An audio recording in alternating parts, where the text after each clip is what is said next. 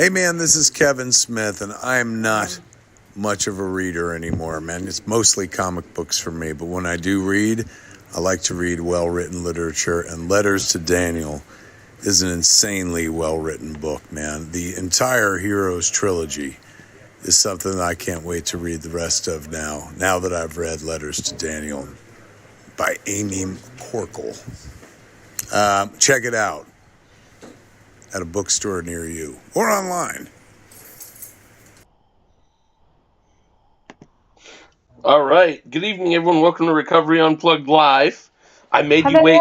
I made you wait 10 more seconds because I decided to play that Kevin Smith snippet about Letters to Daniel at the last minute. Yay! How are you? What's going on? Okay, so I know this is we haven't been on for a while, and you can have good things happening when you have bipolar disorder, and sometimes like the inside does not match the outside. So I had a rather traumatic event last week in coming back from the indie gathering, not at the indie gathering. Indie gathering was wonderful. The screening went fantastic. But literally, there was nobody in the bus station at one point. And then when the people did get there, they said, I don't work this shift. I don't know anything. And then the bus didn't show up at 2:25 a.m. And I'm scrambling to get home. So, yeah. And I also had a cold, like a sinus upper respiratory infection setting in. I didn't have COVID. Mm-hmm. I'm COVID free, but I just, you can get other things, and I got a cold. And, setting like that in the bus station, sleep deprived, is not an ideal place to be. Fortunately, Anna was still in town, and she came and picked me up around 5 a.m., and we headed to Louisville, or to Shepherdsville, my hometown, and which is 5 hours out of the way for her to drive back to Jacksonville. So fortunately, everybody banded together. My sister sent me gas money to give her, and then someone sent me food money so I could get breakfast while we were driving. So she drove into town? Or she drove to the festival, Anna? Yes. Yeah, she drove from Florida to the festival, and she has been having to have physical therapy on her knee. Well, anyway, after I got home, I was sick. So I had to get antibiotics, and I slept literally at home for like 3 days. And then Thursday, I get this invite.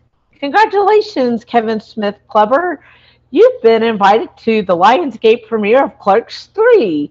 And I was like, how am I going to do this? I know I shouldn't, right? On the one hand, because I was like still recovering, and I was over the contagious part of my cold. And as you can tell now, I'm not suffering from the cold. But emotionally, I was just drained. And I was like, I asked everybody, and nobody wanted to come. And I really did need someone to kind of come and hold my hand through this. And I looked, and I didn't think I found anyone. And then Haven said, hey, you got to go. I really want to go. I'll be your +1, because you got a +1 with this. You had to sign an NDA, but you got a +1 with this. And it's a for real legit Hollywood premiere at the Chinese Man Theater. So what am I going to do? So he says, I'll go. He goes, I'll pay this, I'll pay that. And my parents said, I'll pay for the room. And I was like, oh, so against my better judgment, I bought the plane ticket on a loan, and I accepted the help. And then when I got here Monday, it was just, I was so drained from the travel and the travel from before. And it's like my body and my mind picks the worst time to be bipolar symptomatic. And it was also coming up on the anniversary of Dell's passing. Literally, the premiere happens on the date of his passing, like tomorrow. So, Oh, wow. and so yesterday, I should have been here, and the weather was beautiful. I should have been happy, right? Like every logical thing dictates dreams coming true, once in a lifetime happenings. You're supposed to be happy. Well, bipolar doesn't give a fuck about any of that. I was stressed, Yep. and so I was just completely like white. And I spent all day yesterday. I ate. I made sure I ate and didn't go without eating, but I spent the day either crying, talking to friends and alleviating that for a few minutes, or just basically sleeping the whole day and night away. And unfortunately, when I woke up today, the cloud had lifted, but the emotions are still pretty close to the surface. And even though all these great things are happening for me, bipolar, it just, the inside doesn't always match the outside. And is that typical? Like, do you typically have that sometimes, where moments where you should be happy, or it's good around you, and you still feel like that? Is that a typical happening? Yeah, it can happen at any time. And but today again, and at the same time, you never know what your day as a bipolar person is going to be like. Mm-hmm. Because now it's like I was writing in the book that I signed a publication contract for. It's like having a full-time job where you're working overtime every single day to manage your illness. Gotcha.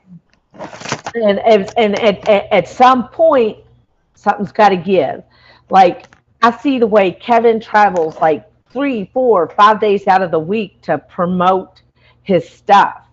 Yeah. And how the hell does he do it? Mm-hmm. And then my friend Anna said, Amy, he doesn't have bipolar disorder.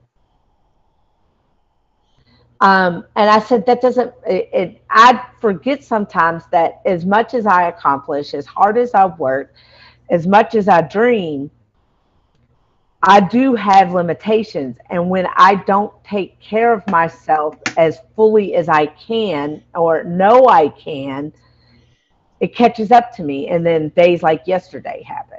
Mm-hmm. It used to be every day was like that. Now it's just like moments. It can typically happen when I overdo. And this month I have traveled constantly. I went to 3 different places this month within 2 to 4 weeks of each other. Like, I was out in Burbank here a couple of weeks ago for the Golden Calves dinner. Mm-hmm. And then I was in Indie Gathering. Mm-hmm. On the other side of the continent. In Cleveland. In Cleveland, Ohio. Woo, woo. Woo, woo, with a shitty Greyhound station. Woo, woo. And then today, I'm back in Burbank.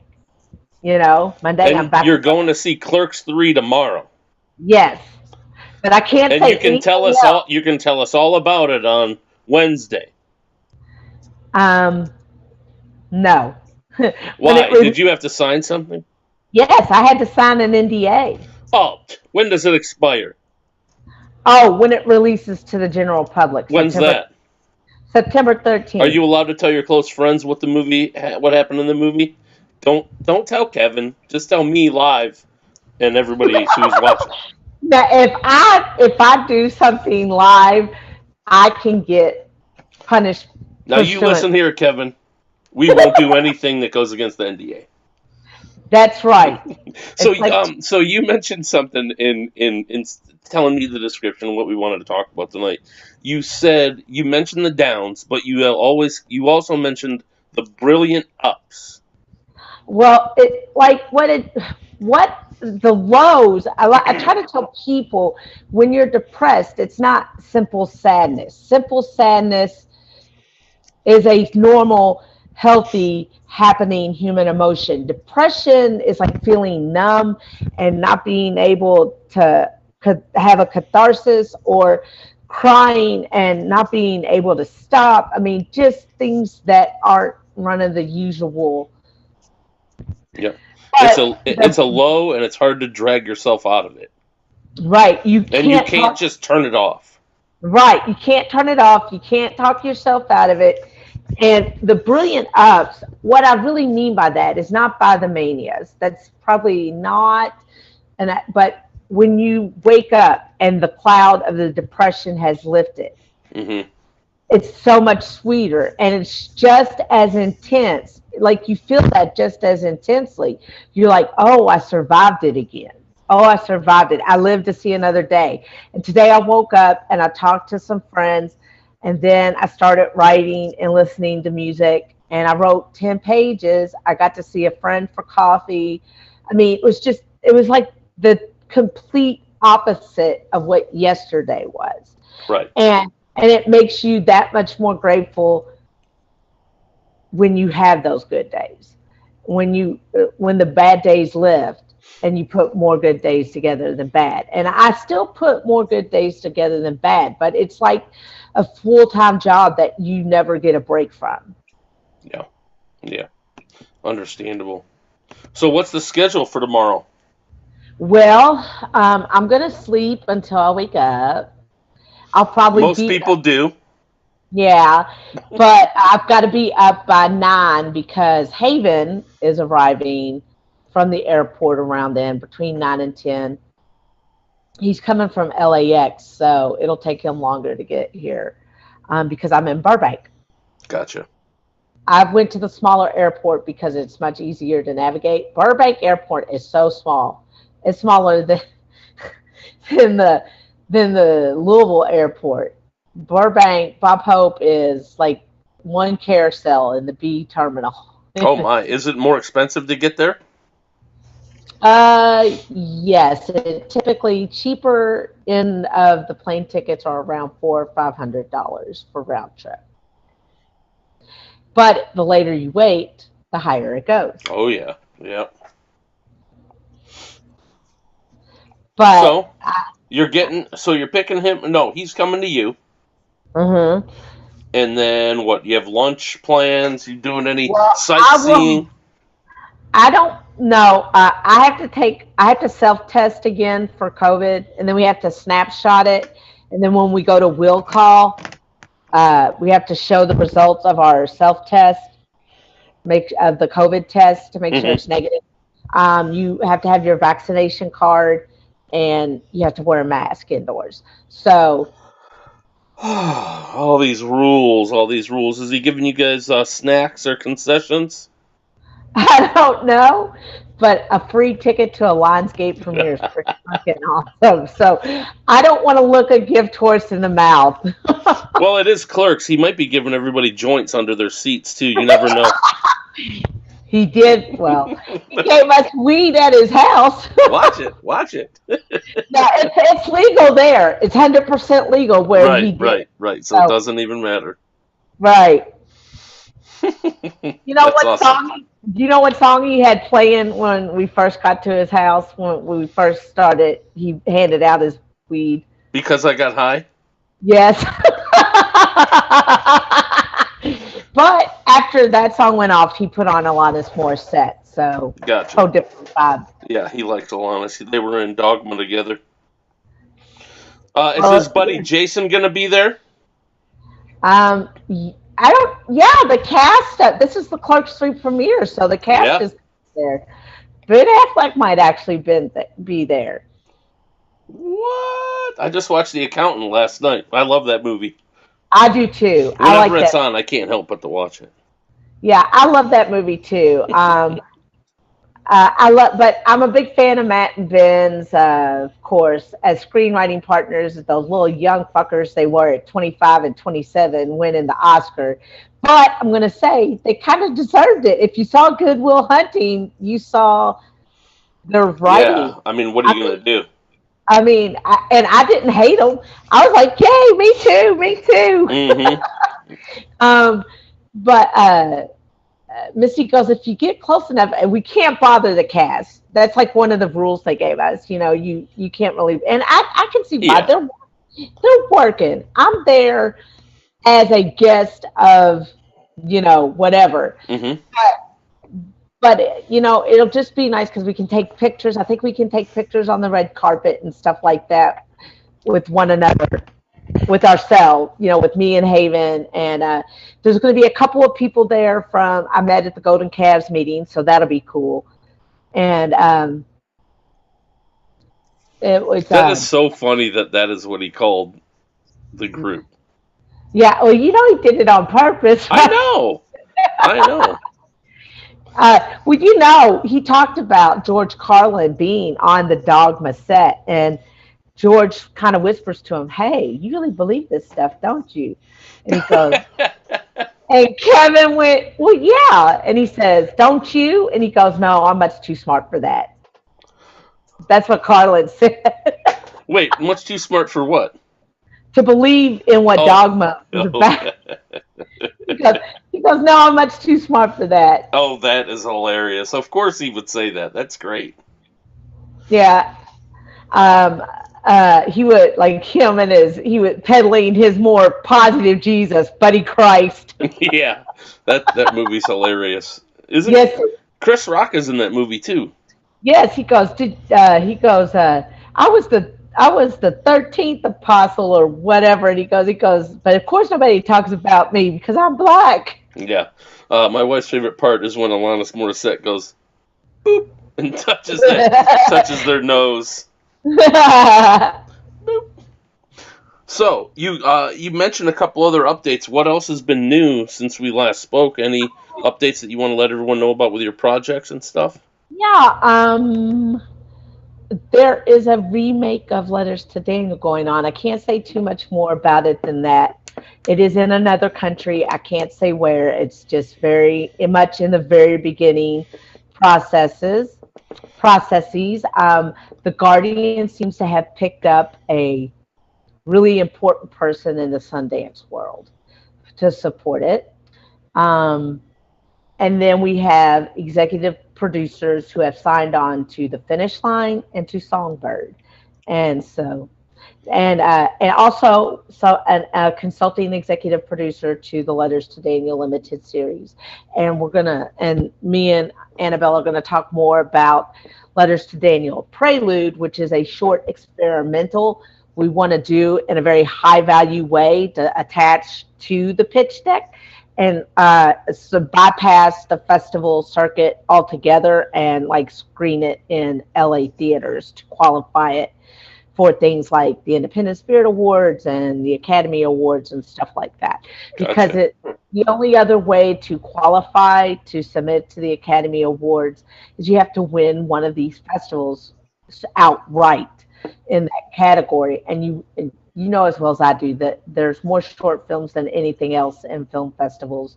And rising to, like, if you're an official selection at like Tribeca or Cleveland International, or like these are Oscar qualifying things, but you have to win the category. Right. It's not getting selected.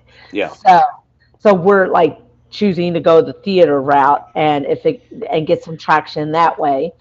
And of course, Indie Gathering was a smash hit. I mean, we didn't have the most people in a screening, and that's why, even though they say it doesn't matter, it really does. But the people who beat us actually finished fourth in our category, and for the viewer's choice. But they had like 25, 30 people in their screening. Oh, I would say. Darn.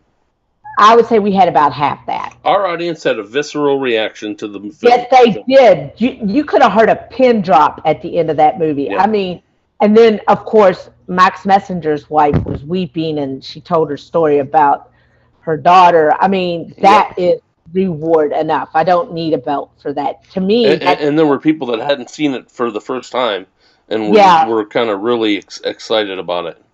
Yeah, like Mike Vezza, who usually has a drink in his hand. I'm surprised he was there at 11 o'clock in the morning. And he said it was really beautiful. And he's a friend I made through Indie Gathering and AOF. So that really meant something to me. Like everybody who had seen it in the audience had, it was like dead silent. I mean, I've had that play at a couple of places.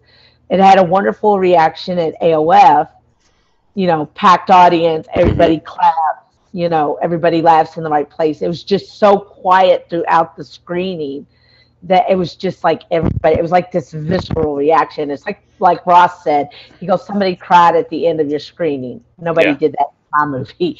So, but his film has had a lot of success too. So, Gotcha. So you mentioned that Letters to Daniel is going to get remade, or possibly going to get remade, right? yes. So let's play a game. I name 4 countries, and you try to not make a reaction when I name the actual country. Okay. No, we're not going to do that because you are going to fail. You wouldn't be able to do that.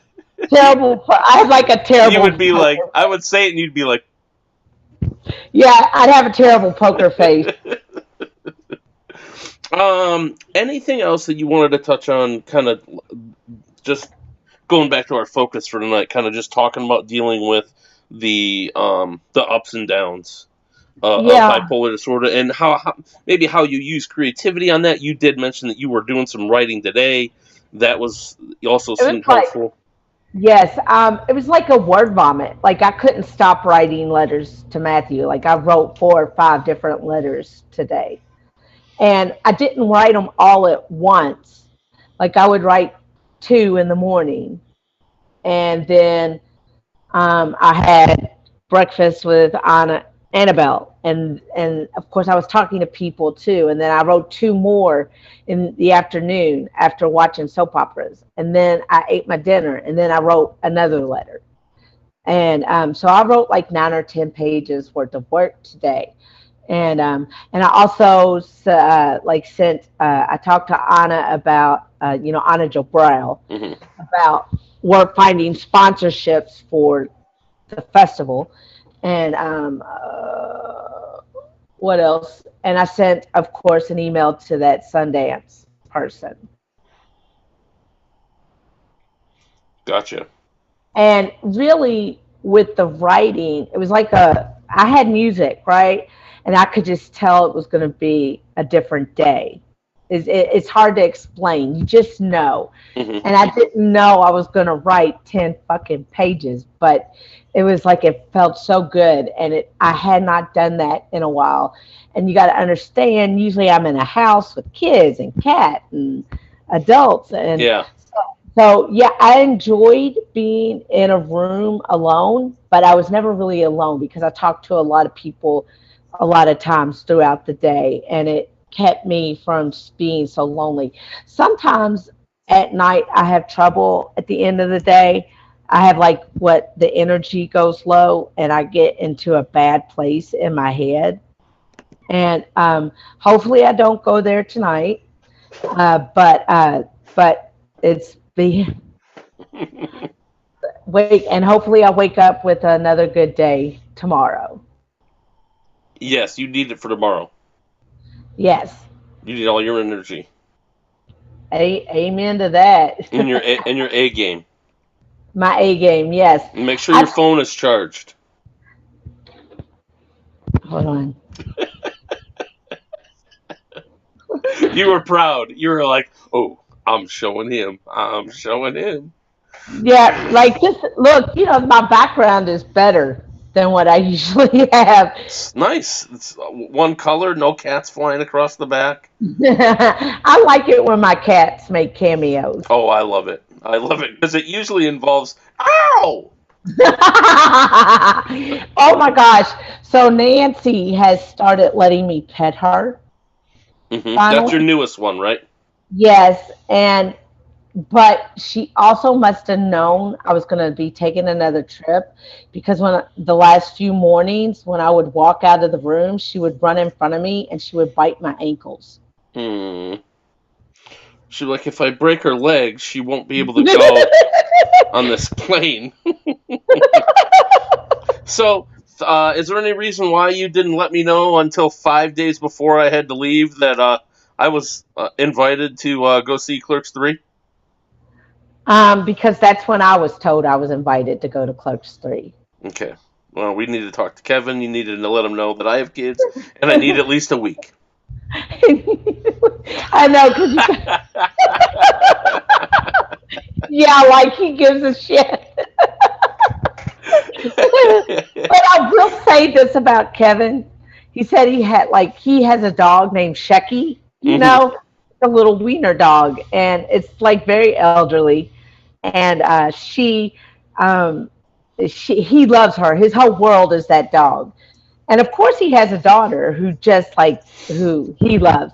And like in one of the podcast interviews from the group of the Golden Calves, he goes, I have a favorite between Shecky and Harley, right?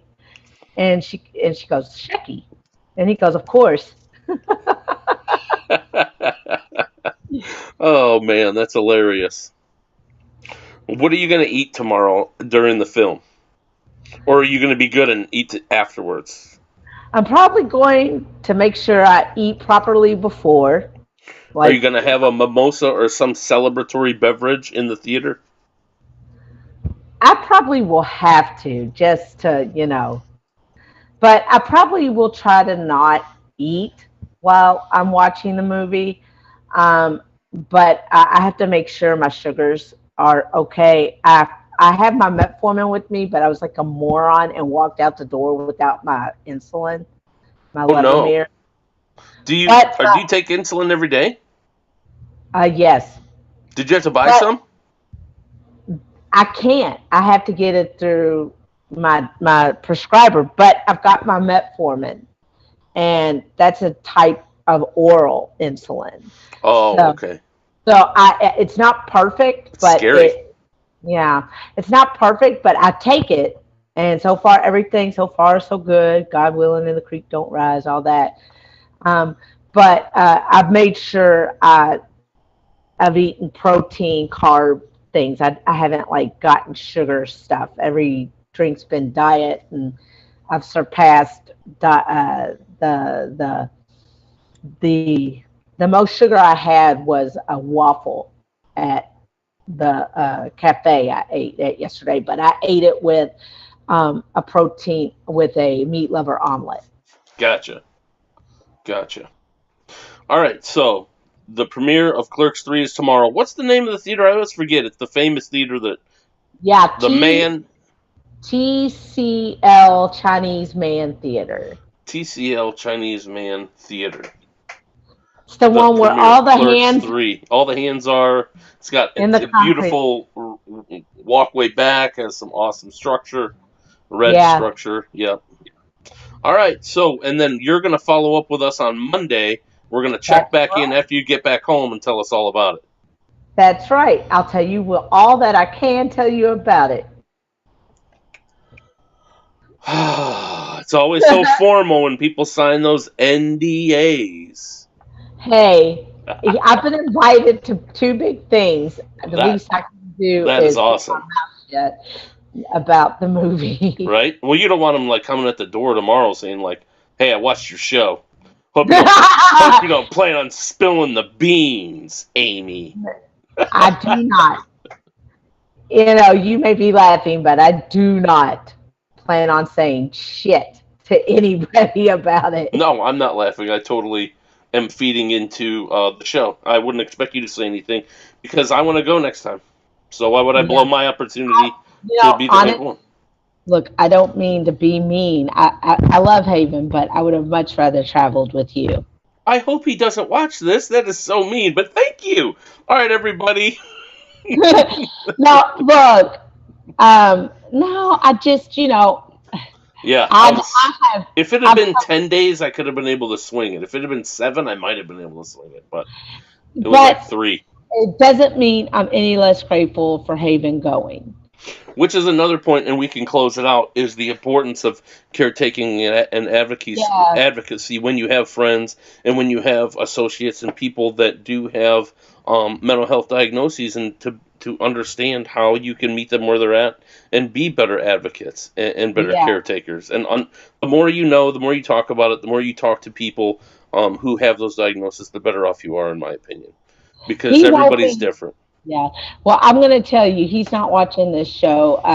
Charles Booker had a big campaign event tonight, and he works his campaign. Oh, okay.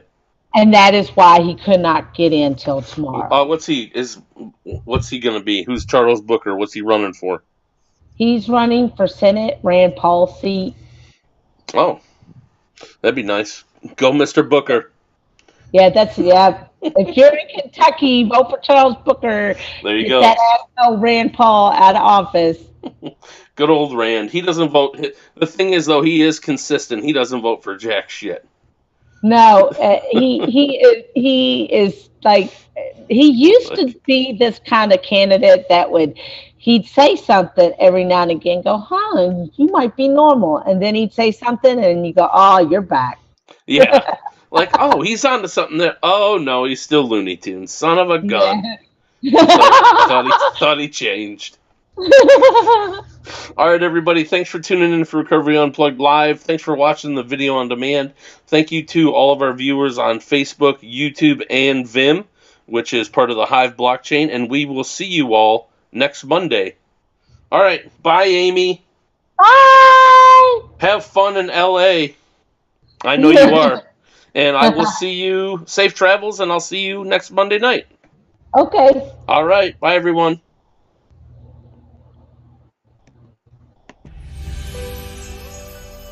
Dear Daniel Craig, life did not always look like this. This marked a moment of triumph, a way of crushing an abysmal past and daring those with a stereotypical view of those with mental illness to challenge me on any front. To many, this was just a documentary. For me and Missy, this was our life. It's like my skin is coming off. And my thoughts, they're racing so fast. I can't keep up. I'm suffering too, you know. You're not the only one. It's like my mind is coming apart and I can't get it to come together. I think it's more than just that. Amy's been having a really hard time lately. She goes on these crying jags. She explodes without warning. She's so angry and so paranoid these days. She's not the happy Amy that I remember from Kentucky. She thinks you're manic depressive. I, however, do not. I think this is something you've been obsessing on. I believe that it's all in your head.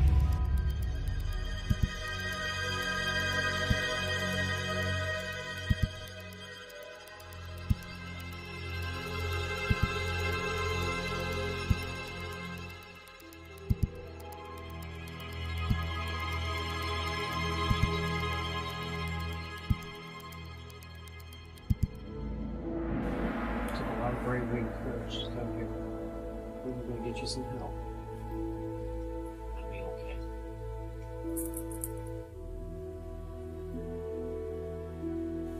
You do have a diagnosis. You have rapid cycling manic depression. Dear Daniel Craig, bipolar disorder and those that saw it as contagious sought to pull me under, snap me in half, break me down.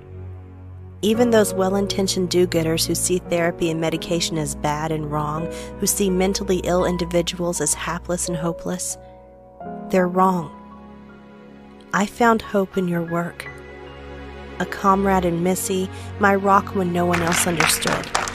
You two are my twin lights when this disease threatened to take me down. And treatment was what got me through. Thank you, Daniel, for your talent and your work. Thank you for everything. Sincerely, Leigh McCorkle.